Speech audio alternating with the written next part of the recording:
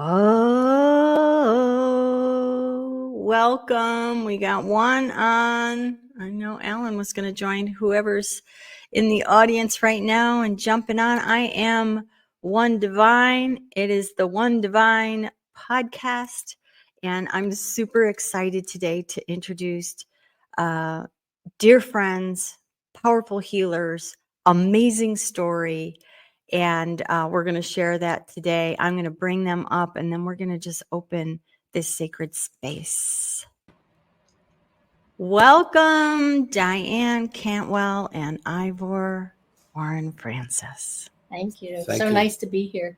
I am so happy to have you here. We got a couple on. If you're in the audience, I may not address questions. I might put them on, but we're going to tell some stories, and there's a lot of them. And I met and found Diane and Ivor from Awakening Code Radio. My friend Eric Rankin had them on as guests, and I knew immediately when I heard the story and I heard what they did and what was going on with me. I had gifted Eric Rankin. He was the first to receive these love and light altars that I designed and created with angels. And he had it on that show, and he spoke about it. And that's why I was watching too.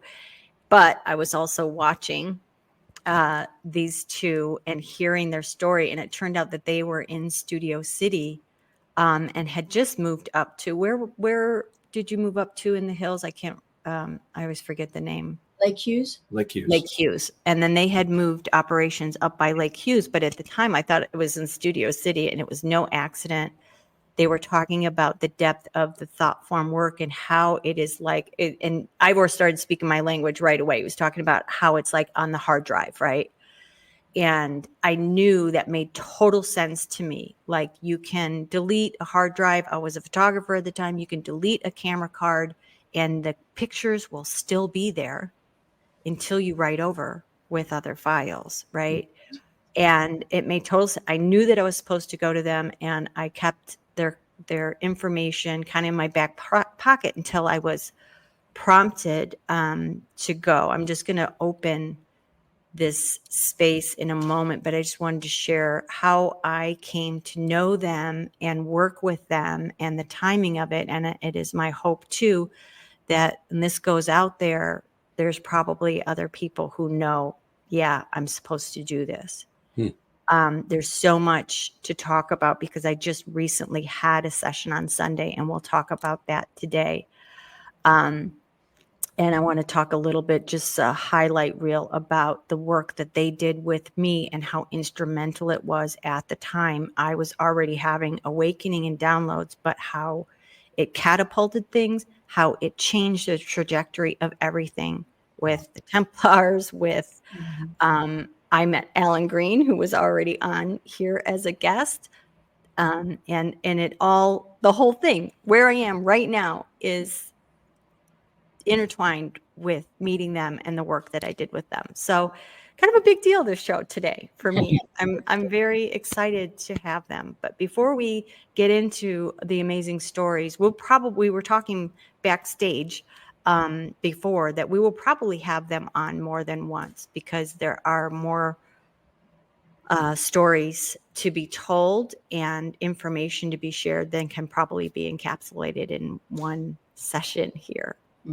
So before we totally jump in, I'm going to light a candle. One of the things I do, if it's your first ride on the One Divine Magic Carpet podcast ride, I always create a sacred container in a space and drop in and acknowledge this energy. So I'm just lighting a brand new candle today. And we are today on the 6-6 portal, which is a Mother Arc portal, which is a new moon also landing on today.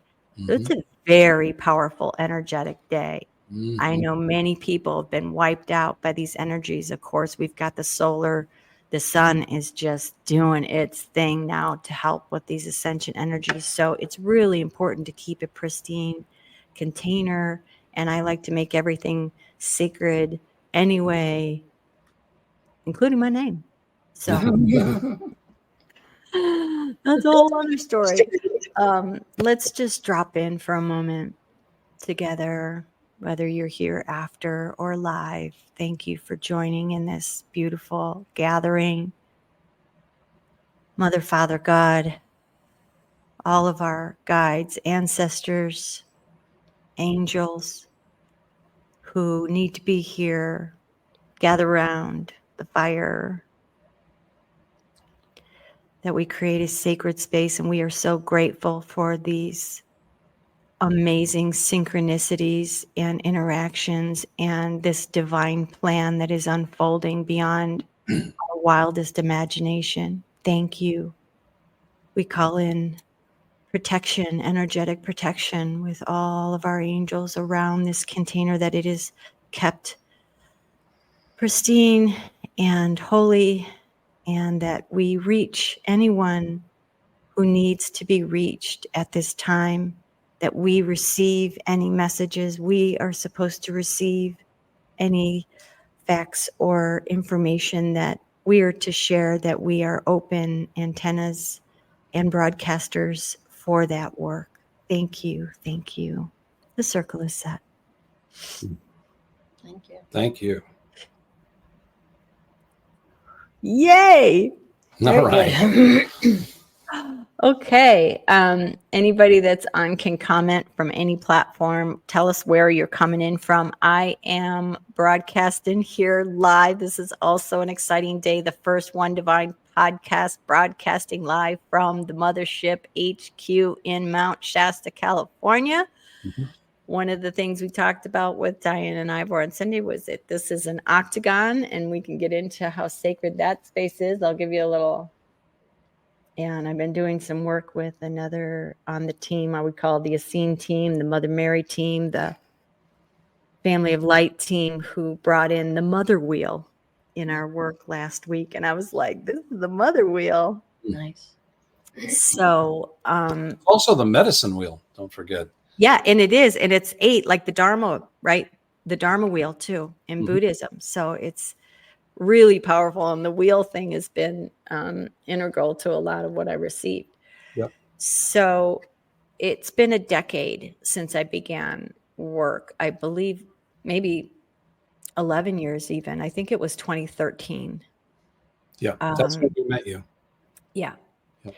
And I had opened a shop and studio in LA. I was a photographer and an artist. And as I did so, Ivor was in this space, is a vortex. I was led to that place. He had identified the Native American power places that were there. I called it the Ventura vortex. I can always tell a vortex because when I'm going through, I'm receiving like a radio tower. I'm like, ooh, something's here, you know.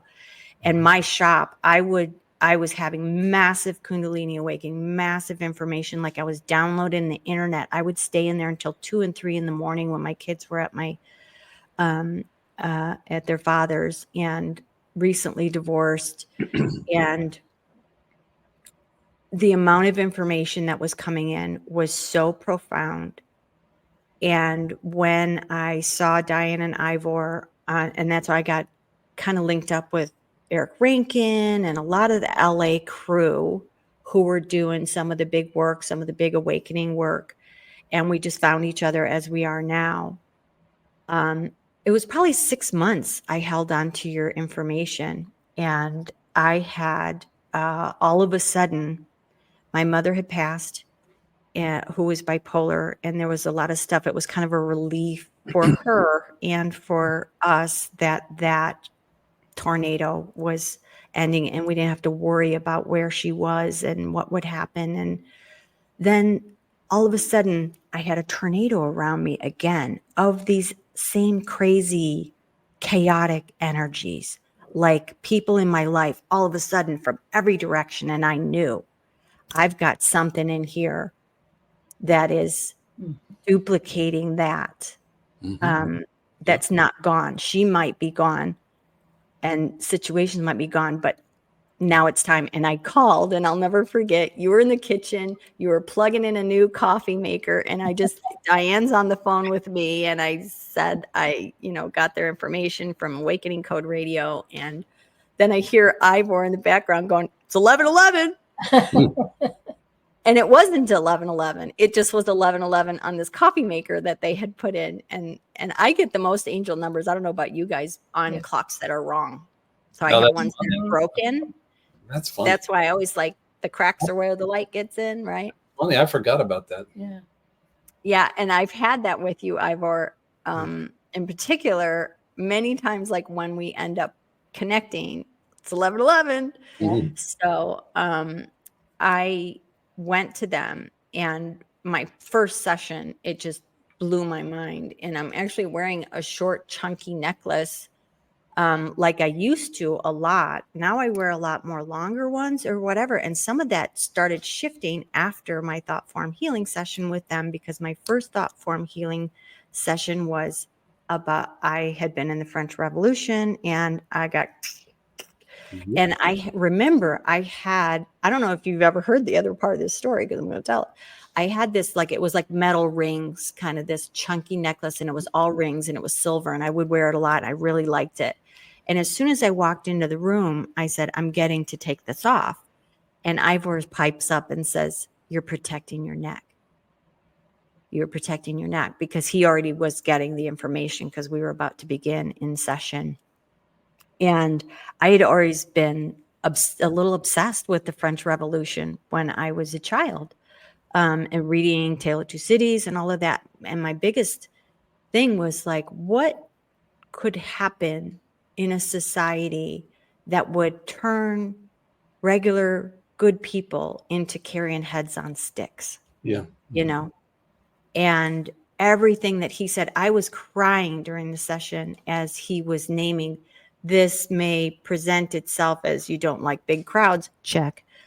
You might have like, authority issues, disdain for the oligarchy, all of this stuff. He was like, nailed it, nailed it, nailed it, nailed it, nailed it, all of it, explained all of it. And this is my first thought for it. My first one. I'm like crying out of the corner. In I'll let them explain like how many thought forms and why, but I just had another session that we're going to talk about on Sunday. And I was telling them in the back room that it's been 3 years since I did work with them on this deeper level. And I had forgotten how big this work is. Mm-hmm. And, you can have work where you're just healing some flesh wounds. But when you're getting into some deep surgery, you're going to need recovery time. You're going to need integration time. And along with the energies, that hit me yesterday. I was unable to return a text. I was out. I was in my room with the curtains drawn. I got up and I didn't eat until 6 o'clock at night. I was just told to hold space and lay down, girl. Yep. So I did. And I was just reminded of how deep and powerful and big this work is. And we can talk about that thought form session, because as I said, behind the scenes is, our individual healing often will coincide and things will come up as it's coming up in the collective. Mm-hmm. And this one is very big because it was heart stuff, and the heart is awakening, clearing, and all of that now. So we'll talk about that. But and OD, this is happening across the board with a lot of people. This heart center, is just on fire for people right now, and even for us. I mean, everybody's getting it. We're all going through it. We're all awakening in the heart. And it's funny because I was just on the Hallow app, which is the Christian or Catholic app on the phone. I absolutely love it because it really tunes me into the Christ every morning. And they have a whole thing on the Sacred Heart of Jesus right now. It's that everything's in divine alignment. Yep. And there's a fire coming out of it. Yeah, there's a fire coming out of it, right? Mm-hmm. Yep. And one of the things they're showing me too, it's coming through right now, is about the high heart, right? Our high heart is the brain, is the heart brain. And what I'm getting to is about how necessary that deep cleaning is, just like before you put on, a new thing in your house or do a new kitchen, you got to clear out that old stuff and just being shown what all this stuff and all of the stuff that's happening in the world right now. I was shown and told, about a year and a half ago, before it was really coming in, I heard everyone's heart will be broken. Wow. So that it will open. And the thing that came in with such kind of gravity was nobody will be left untouched. Whoa. Oh, you just sent chills through my whole body. Yeah. Oh my God. Because it's true. We're seeing it, we're feeling it, we're living it. Yeah, nobody will be left untouched. And then my dad died, and I knew that was part of it. And others, people close to you, the world, what's happening with all the children, all of the genocide, all of this is to break us open so that we return to our humanity, much of which has been very, very numbed, right? Yeah. Or interfered with. Oh, God, yes.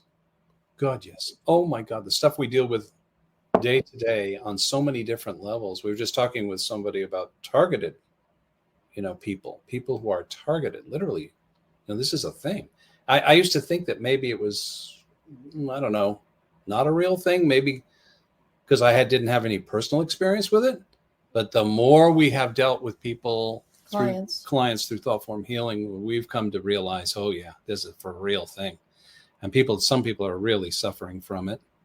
Implants. Yeah. You get a lot of implants for Thoughtform Healing. Yeah. Psychic implants. Psychic implants. Yeah. Yeah. And weren't you saying you found like kind of a surge of it more than you had ever gotten in your work over the last couple of years? Oh yeah. Yeah. It's increased. Definitely increased. It kind of made itself known maybe about 5 years ago. Yeah. Yeah. And we've been doing this for 12 years. So yeah, about 7 years into the work, it's like, whoa, a new thing. We had a client, and Ivor picked up that she had this antenna basically coming out of her head.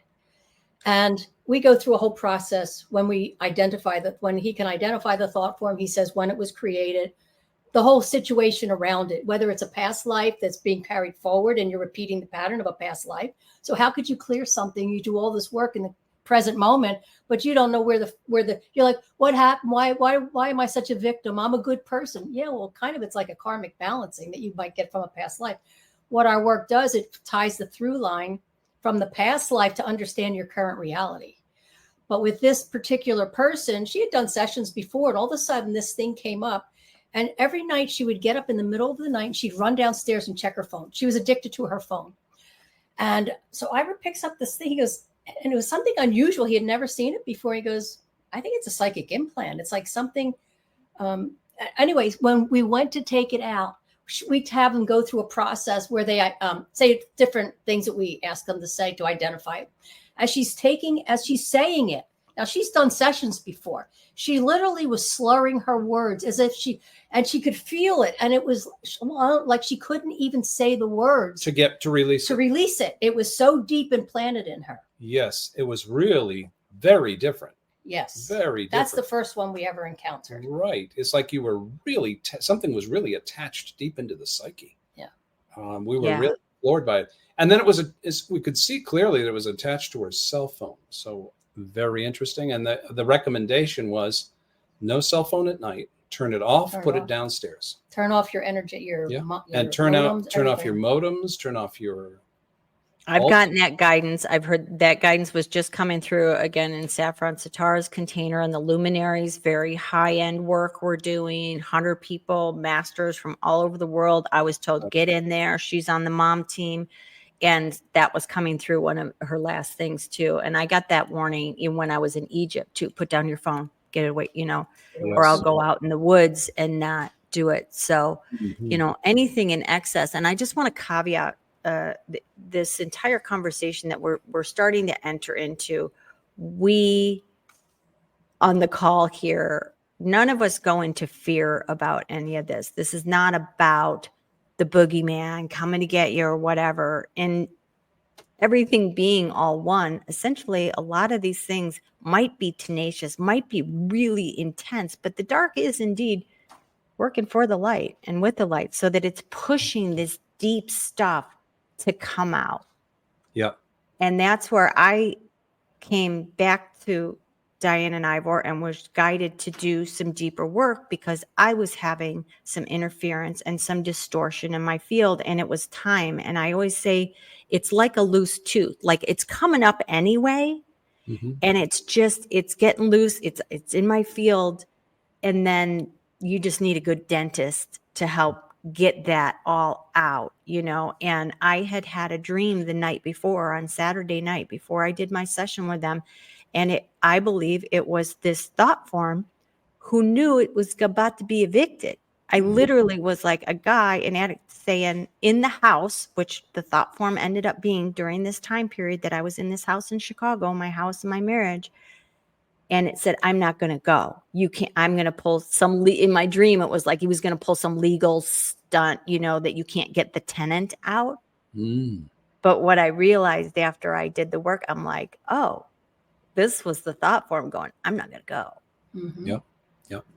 And was that one a thought form entity? That was the one that was sentient. The sentient entity, yeah. So, that was like 13 years.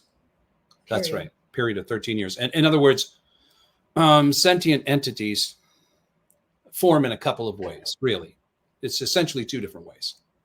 Intense trauma, which can create it quickly, which is very much like the masters of the Tibetan tulpas, the magicians. Around the time of Padmasambhava, about 800 AD, when the Tibetan Book of the Dead was written, they talk about these tulkas, and these are thought forms that are intentionally created by magicians that know how to do it, right? And those thought forms have a sentient quality to them, they're a sentient being, and they're sent to do this magical work on behalf of the magician. But what we don't realize is that we're doing this without being conscious of it when we have an intense trauma in our lives, or we have incessant, intense, negative thinking day in and day out. It churns the ether. It literally churns the subtle energy around you, crystallizes it into an energy. It takes the mental and the emotional, the thought, and it congeals it in your fields. And what Ivor's gift is that came after all this work, and he's able to see that in the auric field of a person. He goes into a state of hypnosis, a light state of meditative state, and he has the ability to actually peer into your auric field and identify the thought form, when it was created, what the thoughts were around it. It nails it. These thoughts and the mental and emotional energy form a structure, a symbol, just like dream symbols. And through our work, we have learned how to decode these based on where they are in the body, like the heart center. So and the color, the emotional color. So it tells a story. And Ivor's really good at decoding the stories and helping the person identify when the trauma took place. And they might have known they had a trauma. And a lot of times they go, oh, yeah, but I worked on that. It's gone. You might think it's gone. You might strip the emotion out of it. You might not feel it anymore, but it's still coloring your world. It's like looking through rose-colored glasses and you see everything through this kaleidoscope of this past experience. And that's what I was saying about past lives. They can come from a past life, get downloaded, and you have no idea, why is this happening to me? Why am I running this program over and over? Right. So one of the things you can use kind of to understand that kind of a situation in your life is something that doesn't make sense. How many times have you had a situation in your life and you go, this just does not make any sense? I didn't create this. I didn't prepare for this. Like a repeat pattern of abandonment or betrayal. Like, well, I'm a good person. Why is this happening to me? Yeah. And so you have this energy of like, wow, what is this going on in my life?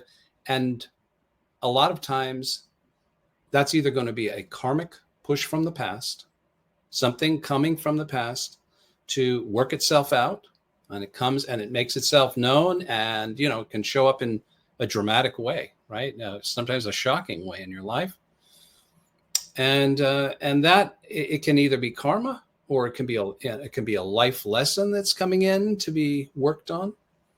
But whatever it is, if you incessantly think about these thoughts, if you obsess over these things, you can literally churn the ether, the subtle energy around your body, and create a structure and breathe life into it.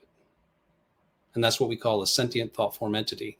It's not from the outside, it's self-created. I think that was one of the big surprises for me, awakening to this work, is that most demons that we're worried about, scared of, are self-created. I always say the call's coming from inside the house. That's it. That's it, OD. Well, I want to give an example, an illustration exactly of what Diane was talking about in terms of the metaphor. And I teach this in my teachings about signs, symbols, and synchronicity. Spirit speaks in metaphor. Yeah. And this is why I totally understand this work, and it's so spot on. But when one of the thought forms I had released years ago, aside from assisting in my awakening and making sense of some of the stuff I was getting, it was also, was fresh off of ending my family and 20 years of relationship and marriage. And that's traumatic, but he saw a knife in my back. And he said, I don't know if you remember this, but he also identified, like Diane said, what color is it? It's a kitchen knife, he said. And you have to identify it. It is one of the things I love and respect about their work, because this is the way you're supposed to do it. I'm supposed to be an active participant. He will see, the gist and the theme and the flavor of it, but you have to identify and speak exactly what that was. Oh, that was my mom, or whatever. And he said, it's in your back, which often is betrayal. It is not only in your back and a knife, but it is a kitchen knife, which indicates domestic, in the kitchen, in your home. And then got like, were you left alone to deal with things with the kids? I was like nailing it. And I was like, wow.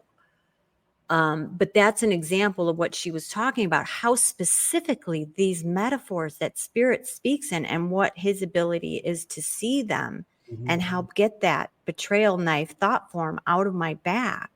Oh yeah. I mean, just to jump on that and add a little bit to it, it's the whole concept of the language of symbology. Yes. Oh my God, everything in the universe speaks in symbols. When great psychics talk about their power, their energy, their ability, their talent, we'll often talk about how spirit communicates. And I don't think there's, without exception, I don't think there's anyone that does that kind of work that doesn't talk about that they are communicated to in pictures. Yes. And Yogananda called it mind pictures. Right. And I'm like, that's such a great way to say it, because I'll get flashed like a mind picture. Right. And, Ernest Holmes of Science of Mind also talked a great deal about thought forms in his first edition of his book, which was later all washed out. It's like the second half of his book was so amazing of talking about the psychic sea, the outpicturing of the psyche in pictures, thought forms, all of it. He talks about all of it, but all that was washed out so that they could, I think, sell the whole idea of Science of Mind to the people at that time. And they didn't want to get too into the woo-woo of it all. Right. And they got rid of it all. But when you go back to the original version, I forget what, 1926 or 7 or something like that. It was early. Yeah, early. That's an amazing edition. If you ever get a hold of the first one, that is something to read. It's a dissertation on thought forms, spirit, all of it. Nerd out. Well, I'm glad you said that about divining. Anybody who does this work, this is the crux of this. And we're going to go right into the story, which is really good. The crux of my One Divine podcast. First of all, I'm one divine, and so are you. That's the rub. We're all divine, and the ways, the modalities that people divine.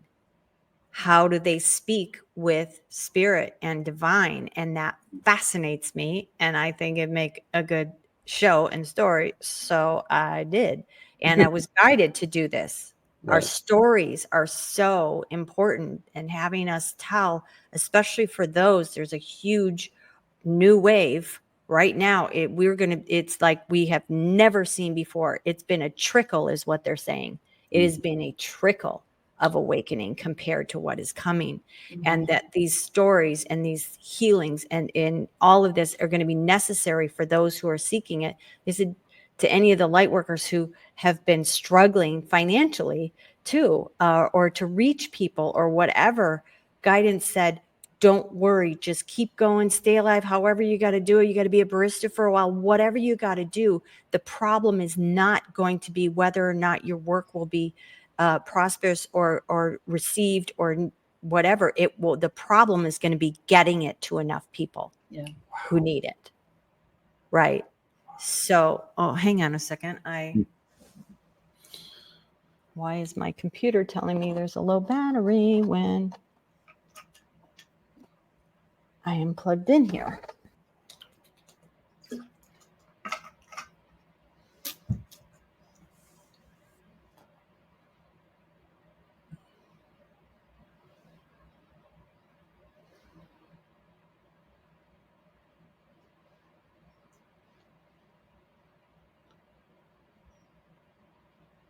Very interesting. Interesting development. Of course, in our work, we would call that all part of the process. Right.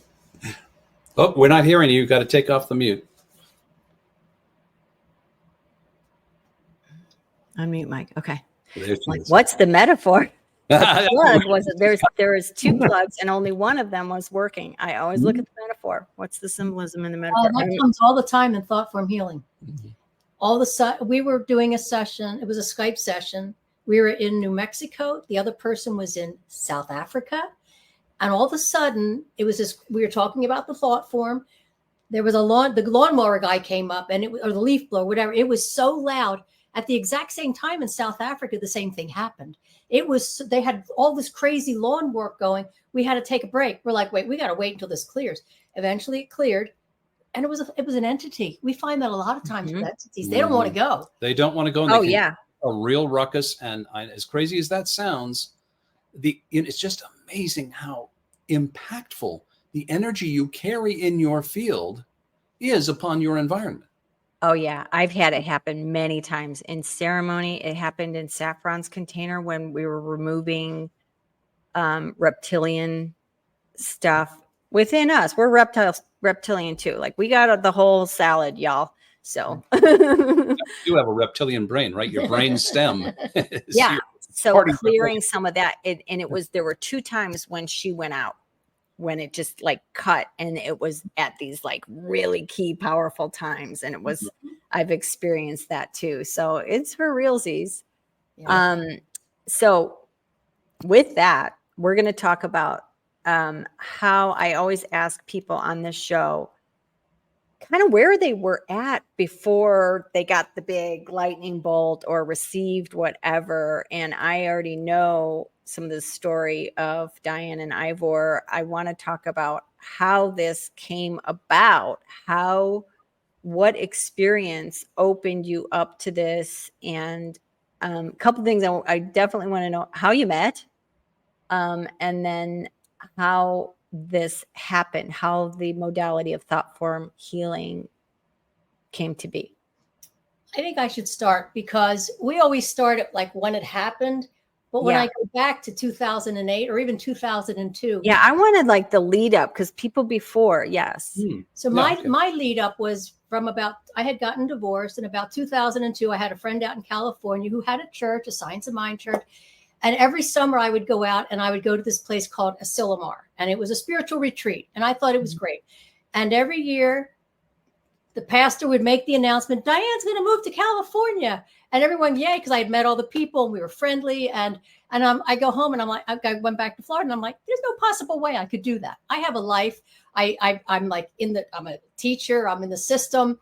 And it went back and forth till 2008. And I said, if I can get a job doing what I'm doing out in California, I'll go. I went to a job fair. They offered me a job. I told my son, I'm going to move to Florida. He said, what are you, nuts? You live like you're retired. Because I had a great life. I lived near the beach. I mean, technically you would say she has a great life, but something's like pulling me, go west, go west. It was insane. It really was insane. I was, and I got in my how old were you when that happened? I was a little older. Didn't I was make 40 sense. before I moved to California. I was like in my 50s. It was Mhm. made absolutely no sense. I got in my car with my son. We drove cross country. I knew a couple, I knew the people from the church. I get an apartment. I go to the church and I'm a singer. So I immediately sang at the choir. Well, who's playing guitar in the choir? Ivor Francis. Well, I'm in the band. In the band. We The support band. the choir. And so we knew each other for like 5 years before any of this happened. Oh, wow. I didn't realize it was that long. And we would always do an opening prayer before the service. And I remember walking out of one of the rooms and Ivor standing there talking to this older woman. And I'm walking past and we were just like barely knew each other at this point. I hear him say something about numerology or tarot. And I literally go like this, what are you talking about? Literally butt into their conversation. And it turns out that he was very much into astrology and tarot and numerology, which is exactly what my father was into when I was in my early 20s. So it was kind of like I mean, I'm curious always about that too. Like, was your family, was it in your field or yeah? So we've started every once in a while, we would go out to lunch. I'd cry in my soup because I had so many thought forms, but I didn't know it. I was so emotional my entire life. And then Ivor starts reading my chart. We would go out to lunch and he'd read my chart. And 6 months later, I'd cry in my soup and he'd do me, it's like one of those kinds of things. And then I was studying as a practitioner in the science of mind, to prayers, like to do prayers. At the same time, I wanted to do hypnosis. I wanted to go to the Hypnosis Motivation Institute in Tarzan, I think it was. And my minister was so against it. No, you can't do that. And I wanted to prove to myself that hypnosis could be part of a spiritual healing. That if you take the subconscious deep enough, you're more open and receptive to the prayer. That was my philosophy. And I think it's true because when I heard that as part of your modality that it mixed together, it made perfect sense to me to get us out of our own way. Yes. You know. Then I'll let Ivor tell his part of the story because this is when he started having all these health issues. So he knew because we were friends, he knew that I was studying prayer, hypnosis, and well, I'll make a long story short because there's so many other great things to talk about. But I discovered I had advanced Lyme's disease. And it was thanks to an incredible researcher from Canada who was on George Nuri's show talking, what is that, Coast to Coast? And it had to be 2011. Yeah, back in 2011. And this researcher is talking about, hey, if you have all these strange symptoms, well, I did. Nobody knew what was wrong, right? I was a mess. And I'm sleeping way too much. And I couldn't stop it. And I'm starting to turn numb in my face and hands and everything. It was just getting out of control. So at that point, I called that researcher. I called the show and then I got his number, called the researcher. We talked for an hour. And he said, you're going to have to go to Mexico to get this special antibiotic that they don't even have in the United States. And you're going to have to take it for a year. And I'm thinking to myself, I've never had good results with medical. I have to find another way. So I went to my dentist, who happens to be a holistic dentist in Glendale, California. And he said, yeah. He said, I know all about this Lyme. It's advanced Lyme disease. He finally realized that's what he had. Yeah, he tested me and checked me out in his back room. He was totally Lyme literate. And he had studied with one of the great healers of Lyme, Dietrich Klinghardt, Dr. Dietrich Klinghardt from Germany. So I was just like, can you believe it? He's my dentist, right? I mean, so he puts me on all these supplements. I start on the path, the holistic path. And then I went and did Donna Gates' Body Ecology, which is about cleaning up your diet and really, cleaning out your biome, right? That was huge. And then I'm living at the time, which is pertinent to Thoughtform Healing. Yeah, I love this. I'm living at a house in Manhattan Beach that I had just moved into about a year earlier. And I'm living with an older man named Dean, who was an engineer by trade in his early years. Great guy. And he was totally anti-medical. And he had with his incredible engineering mind, he'd figured out medicine and figured out how to keep himself healthy. And that's what he did into his 90s. He's like healthy as amazing guy that he could drive his car with such, he could back up down those really narrow Manhattan Beach driveways from his garage. And he could go down at lightning speed. Man, I couldn't, I would just, I'd be creeping on that thing.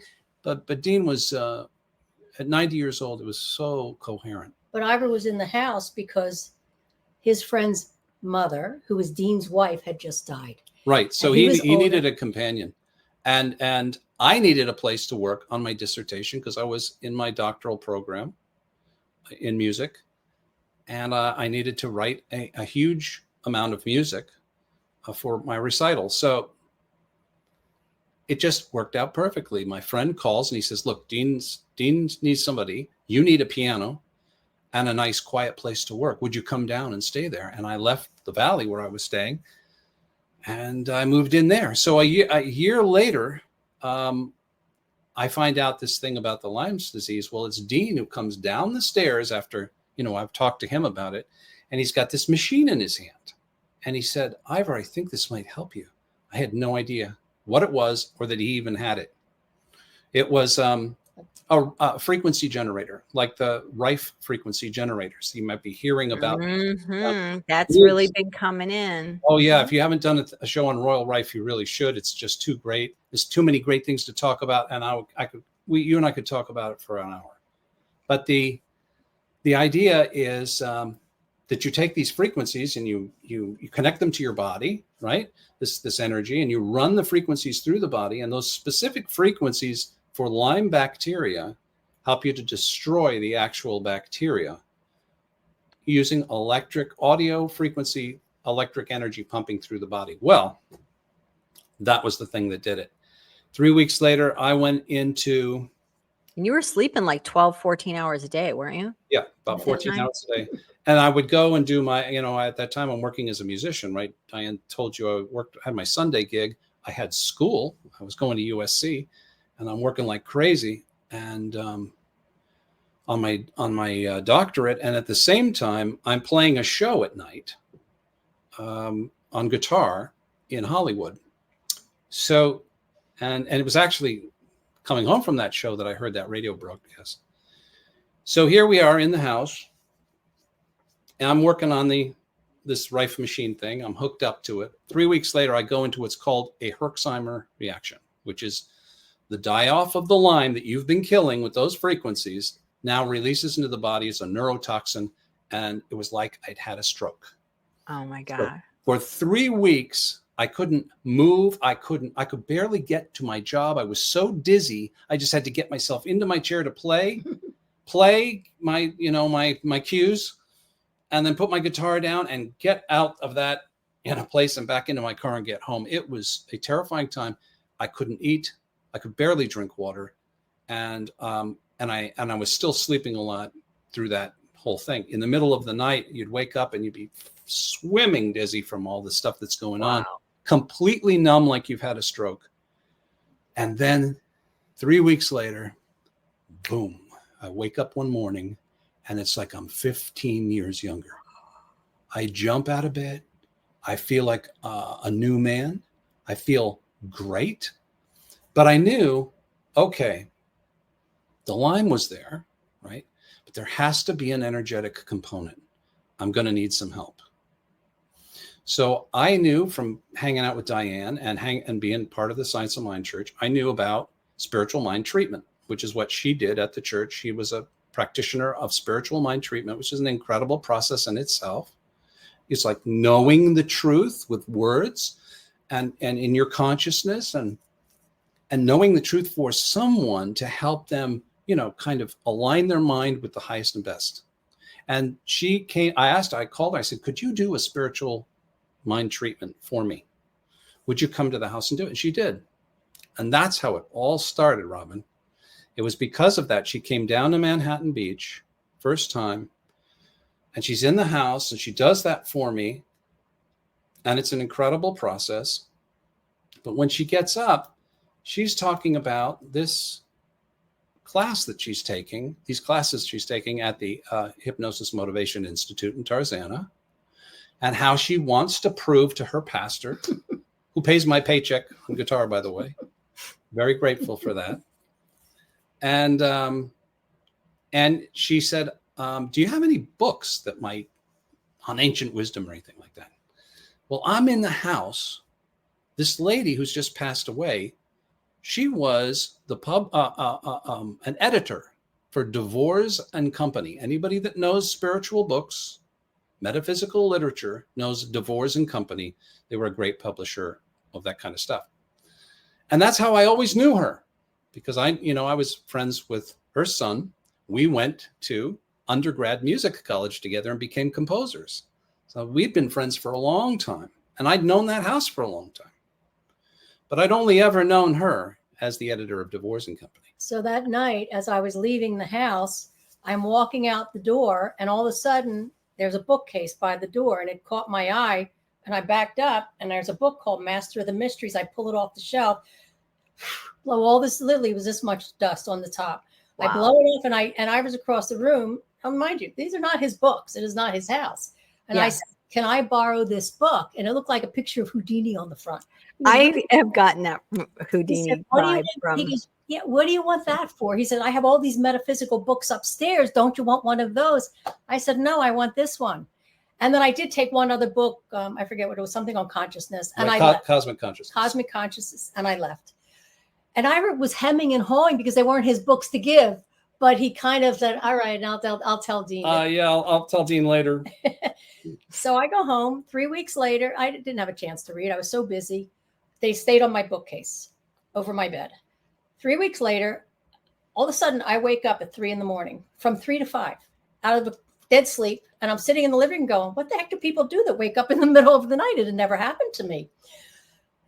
Ivor, as my friend at that point, he calls me the next day at 10 a.m. I'm at school. He said, sit down. Something happened last night. He said, I had this experience, and he was hemming and hawing. And he said, at 3 a.m, I was awakened. And I said, 3 a.m, till what time? I was awakened at 3 a.m. He said, till 5. I said, me too. What happened? Tell me everything. And he said, I woke up at 3 a.m. I thought I left the lights on in the room. So because, when you wake up and the lights are on. And he said, but at the bottom of my bed, there was a big ball of gold light. And he was a meditator for 30 years with the Self-Realization Fellowship. So he tuned in, and all of a sudden he hears this voice. Good evening. My name is Manly Palmer Hall. Take out a pencil and paper and write down everything I'm about to tell you. He goes, Manly Palmer. Right. And then I said, what did you say his name was? He said, Manly Palmer Hall. I said, hold on. And I ran and I got the book. And I said, oh my God, Ivor, the book I took that night, it's a biography of Manly Palmer Hall. And he said, what? So I said, tell me everything. So he told me this whole story about what Manly said. He came in and it took him like 2 hours. I have massive energy right now, as you're telling, like Manly in the house. Oh yeah. I just got chills. I have to talk more about that. I have to talk more about that from so many angles. So first of all, my knowledge of the name Manly Palmer Hall was in the metaphysical. I always thought it was the dark metaphysical. I didn't really know who he was, but I had the feeling from having been in self-realization, having been a Catholic most of my life, and I'm still a Catholic, by the way, and a Christian, that you stay away from that kind of darker metaphysical energy, right? The studying meditation is a path to God. Right. The rest of it, I was not interested in. So when I hear this voice, Manly Palmer Hall, I'm thinking to myself, oh my God. First of all, I'm almost kind of terrified, except for the energy was so beautiful. I was like an angel. And I'm thinking, okay, just relax. This vibration. This is good stuff. Just let it come through. And I did. And I grabbed I always keep a pad of paper. There's no rush on time. I just want to let you know that. I don't want you to feel like you have to rush the story out. We can go 15, 20 over, we're okay. This is a podcast. We want to tell this story right because it's fascinating. Well, thank you. Thank you, OD. So as I grabbed my pad, I grabbed my pen, and I had a little flashlight, and I'm in the dark here, and this beautiful ball of light, by the way, not scintillating, not moving, just hovering and dead still. And it's like over the carpet at the foot of the bed in the middle of the room. And it's providing enough light that I can see myself, right? I can see myself. Wow. And then I take down this information, which turned out to be 6 pages of legal pad, turned out to be this pretty much the same exact invocation that Diane says in the beginning of every single Thoughtform session. Wow. What he wanted to communicate was, you had better, if you're going to talk to spirit, and you're going to talk to spirit, by the way, you had better protect yourself. Mm-hmm. Yeah. And you have got to invoke the light 3 times and banish the darkness 3 times. And that's essentially what this does. We set sacred space before every session. Right. So here I am talking to someone. That's my instruction too. They're like, yeah, make it short up.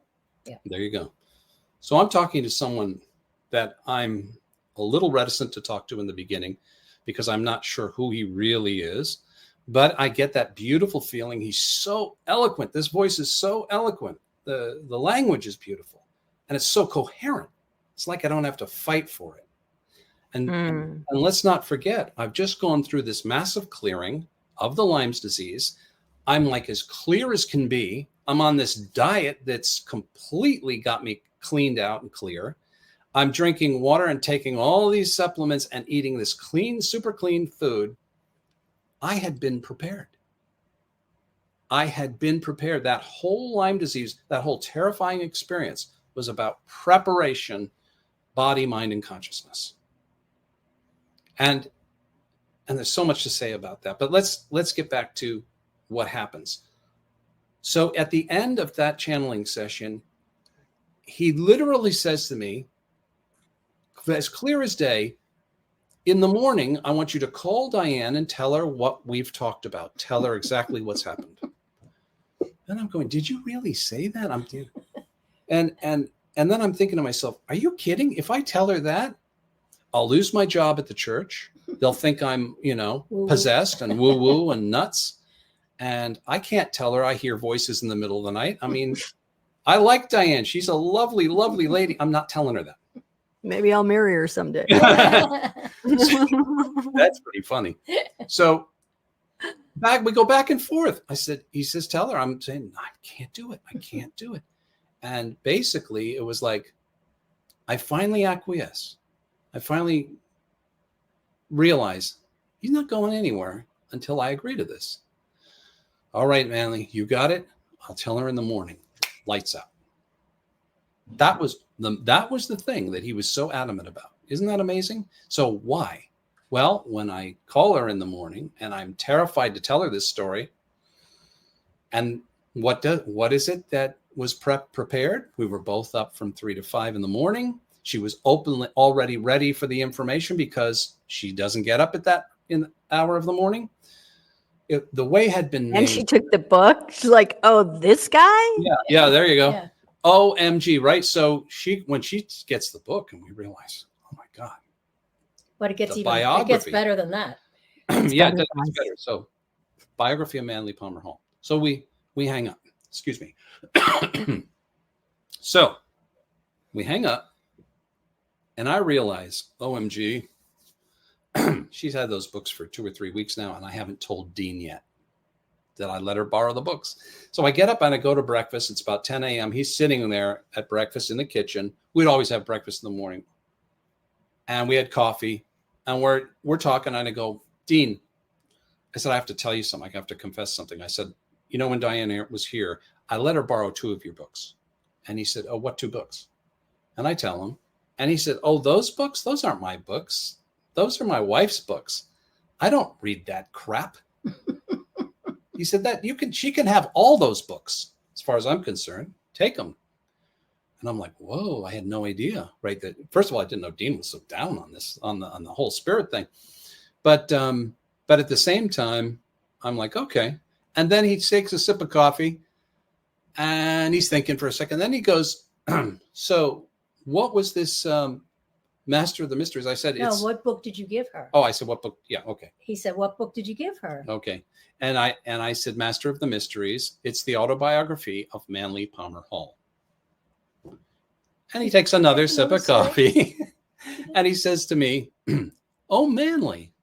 He goes, you know, my wife used to work for Manly Palmer Hall. I said, what? What? I said, I thought she was the editor of Divorce and Company. Oh, that was later. Back in the 60s, she was Manly's personal secretary for 12 years. Hello. And before she married me, her husband was Manly's personal librarian for 30 years. That's where they met. And they lived in this house. Okay. So now I'm going, oh my God, I'm living in the house that's connected to Manly P. Hall. So now I realized that the first year I was there, I slept upstairs underneath this massive metaphysical library, beautiful books, hardcover books. And I never remember seeing anything by Manly Palmer Hall. So I'm thinking there has to be Manly books here, right? So I run up there. I mean, I literally bound up those stairs, maybe 3 steps to get up the whole flight. And I go over to that library and I'm going like this, nothing. Well, I can't see the books at the top. So I grab a step ladder and I crawl up there.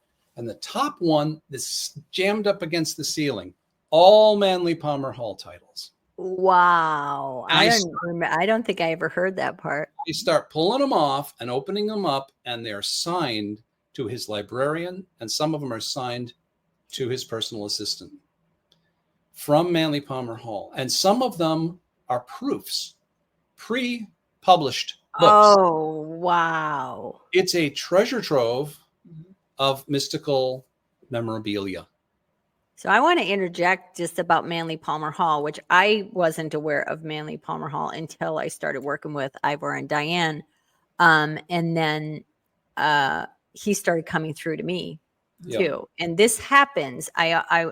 This is why I wanted to share this part too. One of the things that I observed in the pattern watching game too is when I would receive a certain healing modality, and the healing after that, it's like you transfer a little bit of it.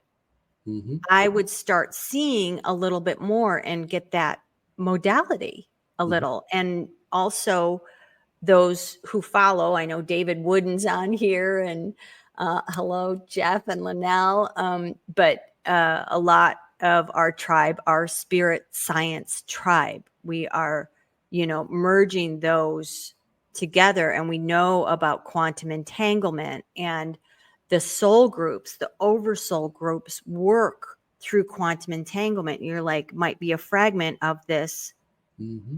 They're templates. Templars oversee templates. God is smart. God's not going to have to do an individual design for each one. There are archetypes and templates, and then they fractal, right? Oh. So knowing that, I know that we are part of a soul family and soul group that are quantum entangled. And then when you reattach and remerge with pieces from that soul group, you are made more whole. That's part of what the whole one is. And when one dropped in, as I call it, it was a walk-in. It's not a foreign walk-in. It's a walk-in of me.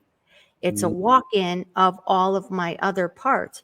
Anybody can call me Robin. It doesn't bother me. I'm like, that's not my name anymore. I'm Robin. I'm still Robin, but I'm so much. When it happened, it was such a massive shift that Robin did not even feel like my clothes didn't feel like wearing those old clothes. So why I'm saying that is it was so powerful that Manly started coming through, and I was guided to get the Secrets of All Ages book, and I want to get like the big grand one. He was really into the artistic, beautiful printing. It was a big deal. And also marketing magic, really smart. When he first printed that book, which was a piece of art, not just a piece of wisdom and knowledge, but he pre-sold it.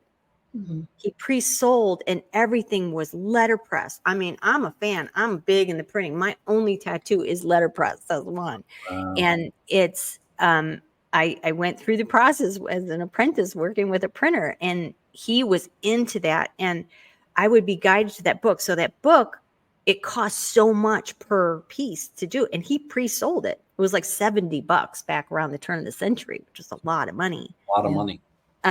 But he would guide me to do divination style. Just go to the secret and just open it. And there would be some piece of information that I needed to know, right, for that time. But I just want to interject that about Manly Palmer Hall, like how many layers to that soul, to that being was like massive. And he's come through to me, and how, what a teacher and a guide Yes. he is. Yep. And to all those who are, might have something, may not have something good to say about him.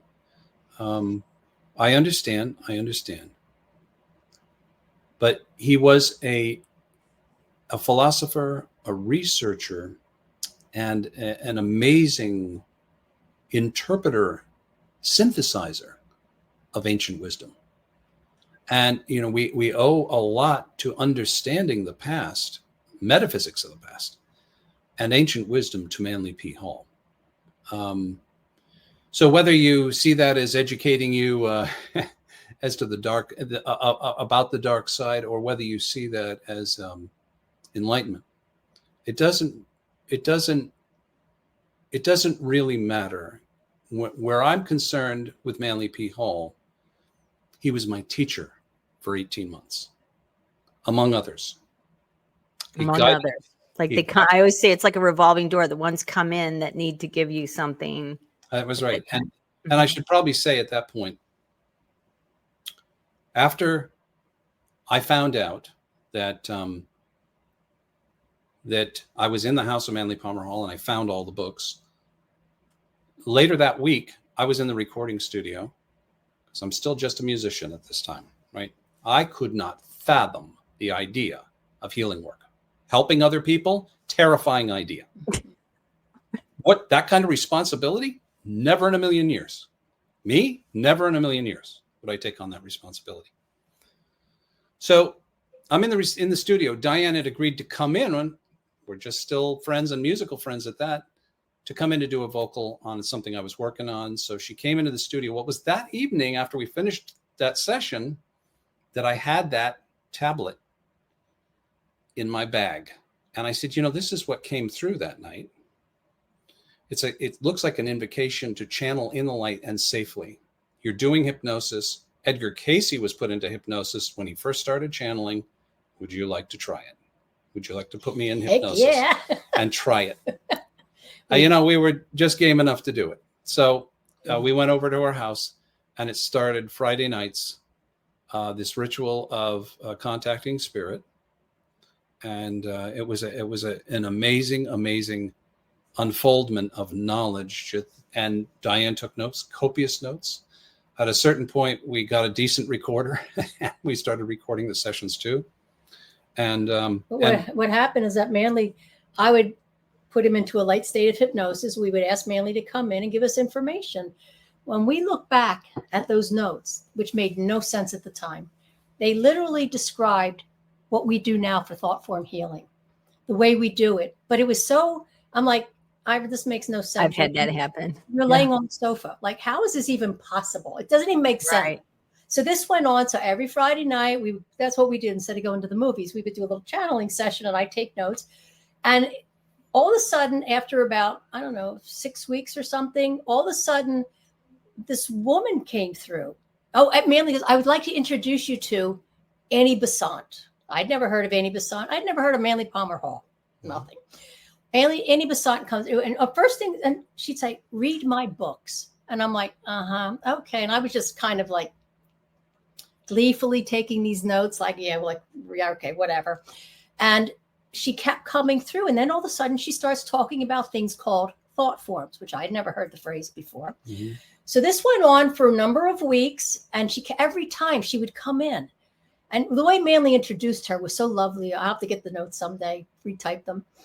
And so Annie goes, read my books every session. So after about 6 weeks of her coming through, read my books and talking about thought forms, Ivor goes, he takes a break from playing piano and doing his dissertation, and he starts Googling.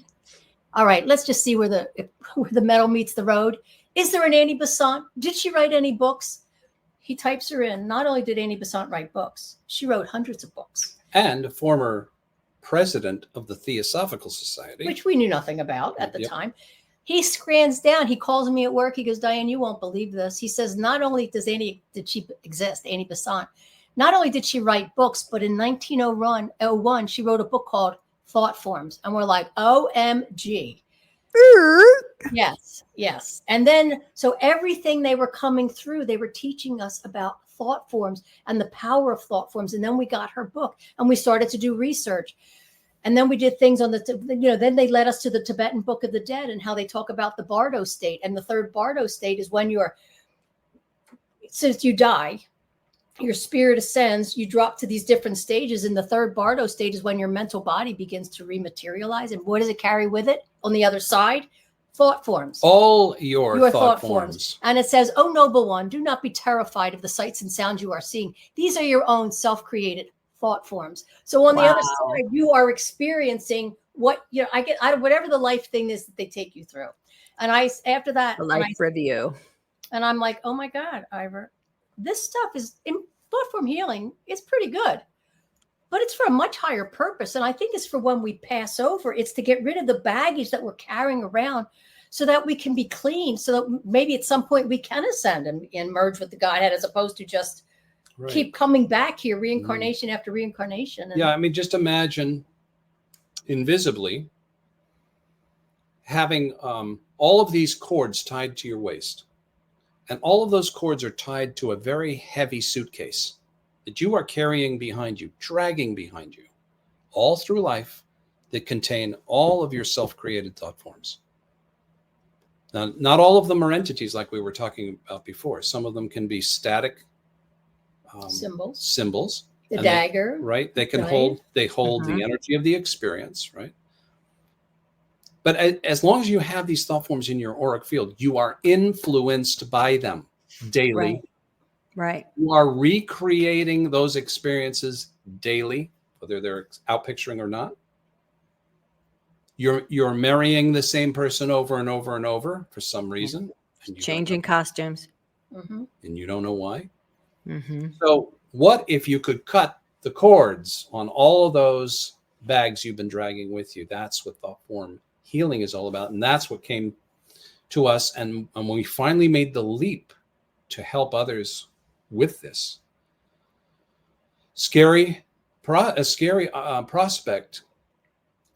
But I had such a profound experience that we had no choice but to do this publicly. Well, this is what changed. I know the no choice thing. I think I do. I'm like, oh, okay.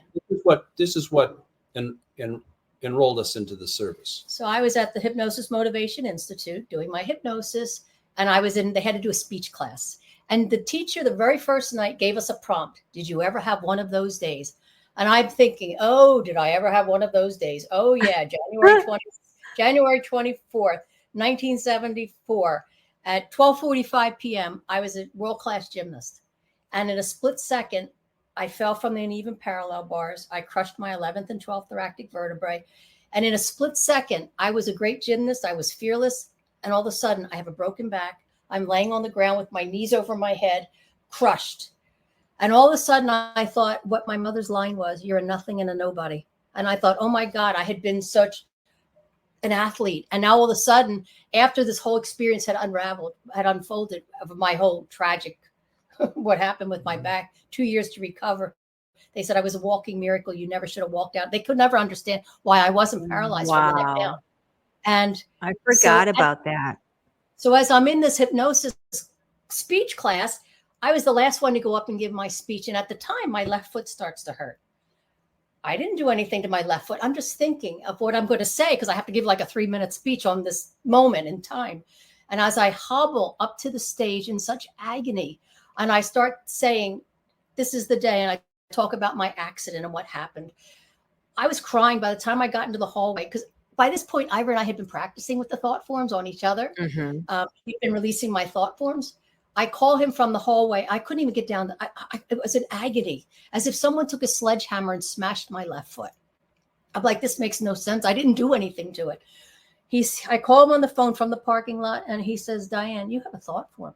It's a thought form in your left foot. This Go is home. like my dream. It comes up first. It's ready Yes. to go. So it starts the loose tooth.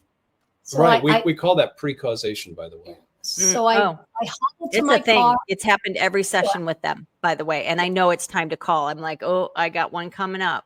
Yeah, people will know. Anyway, so I get home. Now, at this point, Ivor and I had always been meeting in person, but he was in Manhattan Beach. I was in Studio City at the time.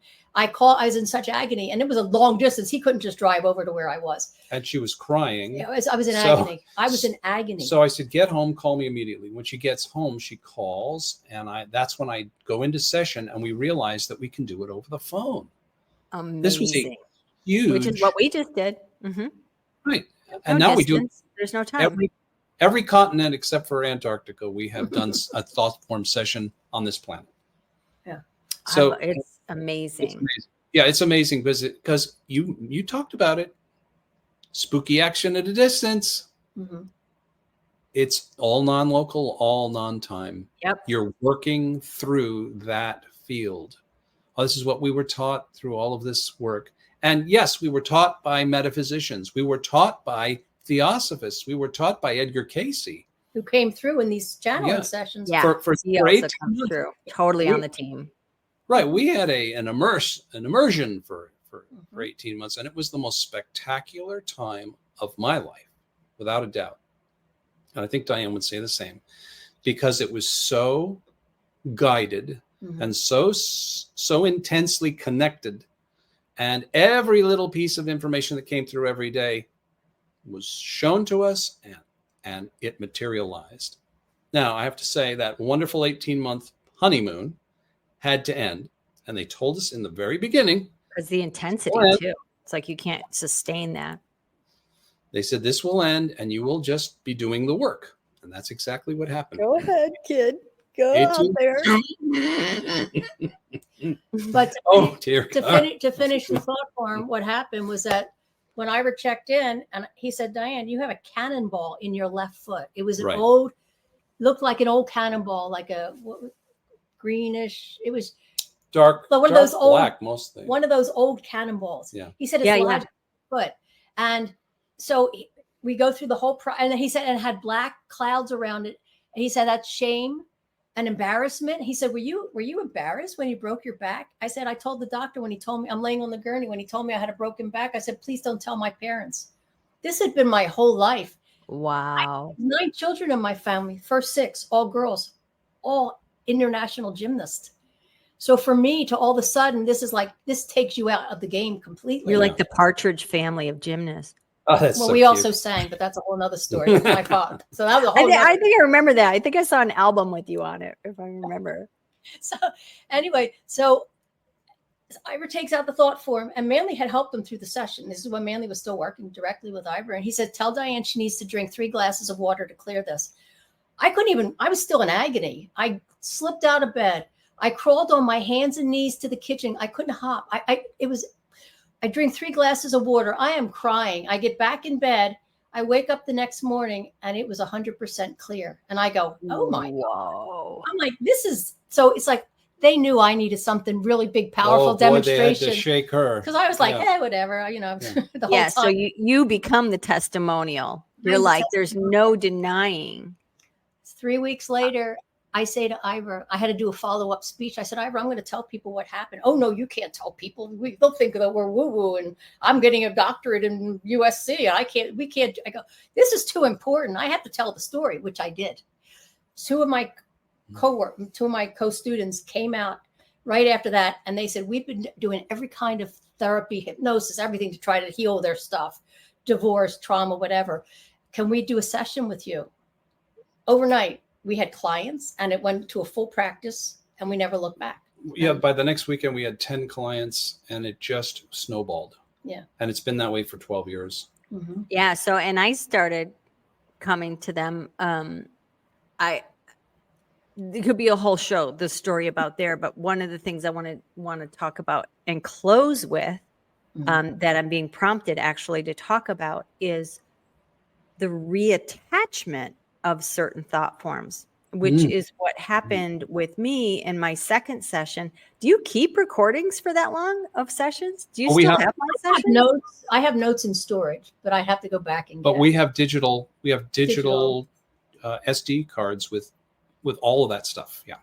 Because I'd love to hear those first two sessions. Especially the first two were so instrumental and pivotal into everything that I was catapulted into after and opened up. And why I wanted to bring up the importance of, right, again, spirit science. When you remove something, rocks or something, from a water glass, it creates a vacuum and creates space and pulls in new, right? So having these things removed allows for the new energy to come in, and creates a chalice and a vacuum in a place.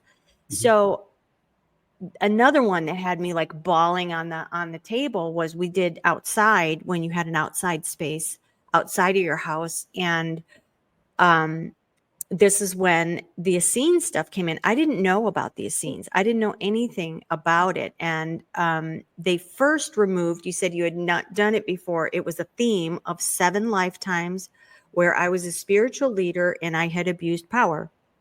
Right. So he kind of removed that whole thing as like one thing. And then as soon as that was removed, you're like, wait a minute, I got one coming in. Sometimes this happens where a thought form needs to be reattached. And it was 800 BC, if I remember correctly, Hyacine priest. And this is the part that made me start bawling on the table again, because you said, my primary job was, I held ancient technology knowledge, Mhm. and my job was to keep it out of the hands of people who would abuse it. Mhm. And I immediately flashed back to the beginning of like internet time. I was a .comer starting up in that, and it was 1994. I'll never forget the place, the space, the chair, everything when it landed on me. What we were doing, we were one of the first web development firms and everything, and the internet was exploding. It was exciting for everyone. The whole world was networking, whether you were an accountant, an artist, a programmer, or whatever. It was this completely new landscape. It was the energy was so massive.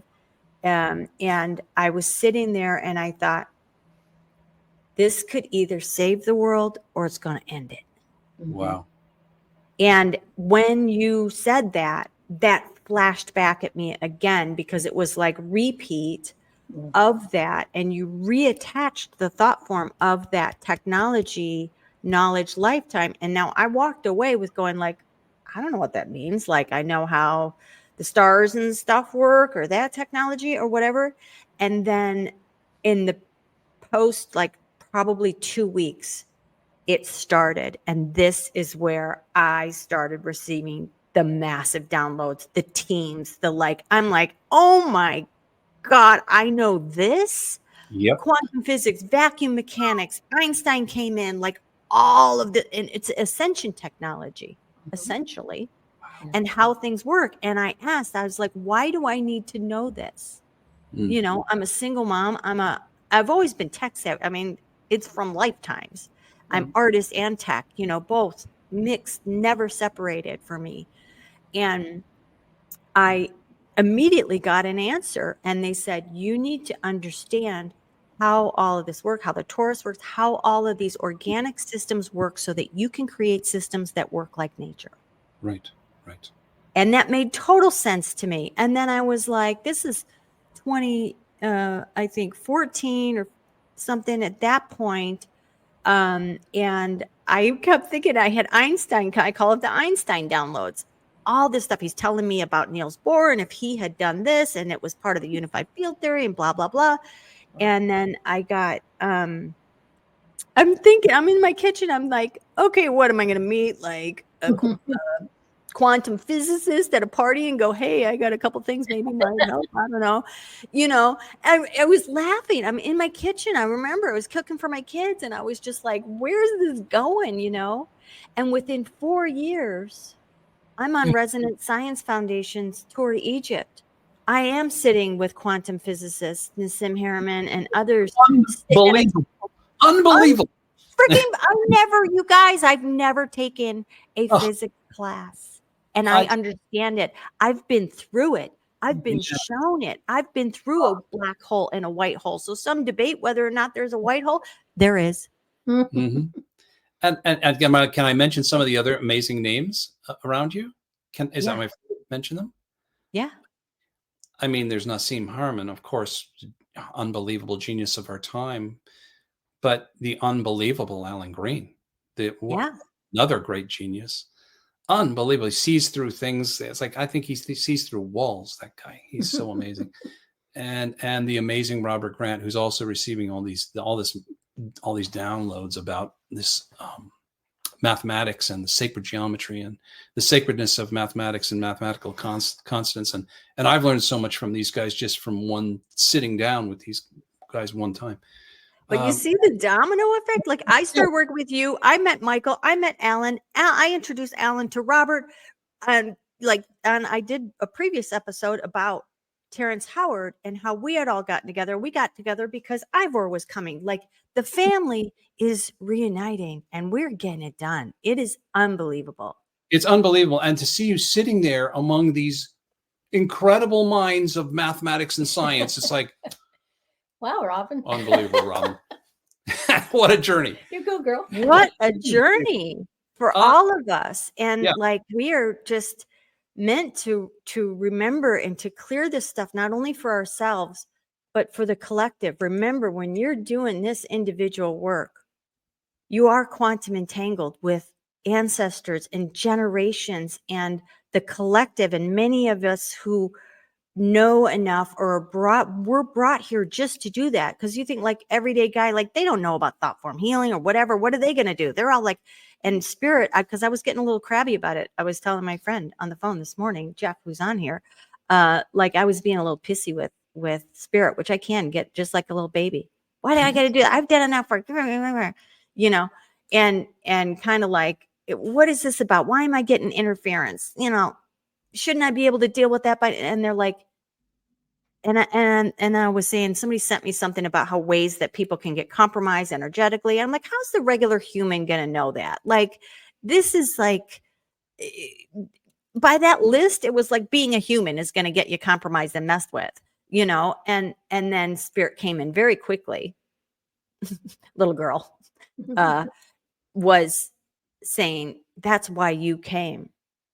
That's why you and others came, because you are doing this work for everyone. So every one of us who are doing this work are doing it for everyone. And I think that's a really nice way to wrap this up. And I actually really hope that we do another episode. I would love to talk about Thoughtform stories. I'm happy to share my journey and what happened, like even on Sunday with the heart stuff and the sentient thought forms. I think it's really important for people to understand the programming, whether it's external and cultural, familial, or personal, how we can really wound and carry these things that are really going to make our load heavy and difficult.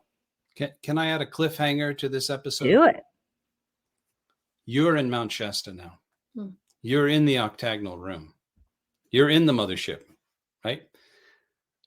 And all of this starts, really, when we go back to it, to about mid-1980s, with my camping trip up the side of Mount Shasta at 11,000 feet, when I have an experience about everything that's going to happen in the future. And here it is. And here we are. And we're going to have Diane and Ivor out here. That's a fact, Jack. I'm stating it. Abracadabra. As we speak, we create. That's happening. I would love it to have a convocation and have Alan come. And Alan's journey with Yogananda started here in Mount Shasta when his car broke down. And that story's, it's Oh, It's the There's so root many chakra. stories. there's Yeah. so much stuff that's all integrated into this amazing experience that we're having right now. But I hope at some point we could talk about that Shasta, the connection to Shasta for all of us, because I think it's going to be a great show. Yeah, we should do that. We should do that. Well, with that, let's close it up. Let's close it up and know that we're going to continue this story and have a sacred bookend to this. If you want to drop in, everyone, thank you for joining. If you joined later, if you joined for a part of it or all of it, we're so grateful to have this unbelievable family of light gathering now, seeing each other, getting the information they need. Great Spirit, thank you. Thank you. Thank you for all of the abundance, all the miracles, everything that is happening and unfolding now, and knowing that we have what we need in this family. One of our members of our family have exactly the piece that is missing. We do not hold it all. Thank you. Thank you. Thank you. Amen. Well, thanks, Robin. Thank you, Robin. Robin, and you just said it. One divine. Hey, nobody holds the whole thing. No. We're all puzzle pieces in the big picture. And that is something we've really been humbled and realized with, in the beginning, Thoughtform Healing, you're going, dear Lord, we've discovered the answer to everything. And then you're humbled over 12 years and you realize you can't fix everything. You can't help everyone. But you do have an important puzzle piece that can help a lot of people. Thank you for being part of my puzzle. All right. Thank you. And Robin, if anybody wants to contact us, it's always through thoughtformhealing.com. www. For those of you, I will put it in the comments. It's also in the description of this podcast, whether you're on YouTube, Facebook, or whatever. I put a live link, thoughtformhealing.com. Just amazed to know these unique individuals. And thank you for having an open mind when it was happening, because without that, we cannot open ourselves to these new things, these wild stories that culture has programmed us to think are crazy. Mm-hmm. So keep on trucking. Thank you so much. Thank you. Thank you, One Appreciate it. Divine. Thank you. We love you. Thank you. Over and out. Over now. I'm just going to come